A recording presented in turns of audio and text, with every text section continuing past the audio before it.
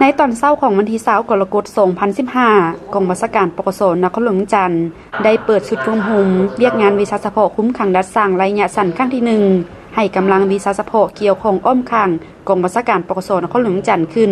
โดยการเข้าร่วมของทานพันโทสมฤทธิ์ดาวรงสุริรองหัวหน้ากลุ่มคุ้มขังดัดสร้างกระทรวงป้องกันความสงบท่านพันโทคำแพงสัญราชรองหัวหน้ากองบัญชาการปกสนครหลวงจันทร์มีบรรดาคณะรับผิดชอบบ้านฝึกหุม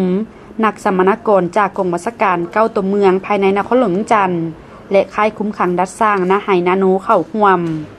การฝึกหุมครั้งนี้ใช้เวลาทั้งหมด5วันนับตั้งแต่วันที่20หาวันที่24กรกฎาคมปี2015ในนั้น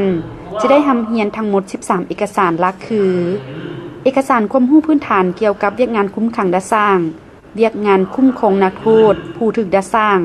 เวียกงานคุ้มครองสำนักครัวสำเนานักโทษผู้ถูกหาผู้ถูกดัดสร้างเวียกงานป้องกันค่ายคุ้มขังดัดสร้างเวียกงานศึกษาหุมนักโทษผู้ถูกหาผู้ถูกดัดสร้างเวียกงานปฏิบัตินโยบายของภาครัฐระเบียบของกำลังตำรวจคุ้มขังดัดสร้างกฎระเบียบของนักโทษผู้ถูกหาผู้ถูกดัดสร้างเวียกงานจับตัวนักโทษผู้ถูกดัดสร้างที่ตนหนีจากค่ายคุ้มขังดัดสร้าง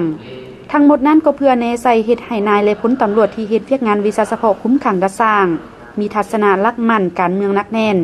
มีความจงรักภักดีต่อพรรคต่อประชาชนบรรดาเผ่ามีสติต่อการจัดตั้งมีความสามัคคีเป็นเอกภาพมีความตัดสินใจสูงต่อการปฏิบัติหน้าที่การเมืองเคารพและปฏิบัติระเบียบกฎหมายอย่างเข้มงวดแน่ใส่บำรุงยกดับเวียกงานวิชาเฉพาะคุ้มขังดัดสร้างให้มีบาดก้าวดีขึ้นเทอละก้าวสร้างให้กำลังวิชาเฉพาะมีความรู้ความสามารถมีความชำนิชำนาญในเวียกงานตัวจริงและสามารถนำเอาความรู้ดังกล่าวไปจัดตั้งปฏิบัติอย่างมีมากพูน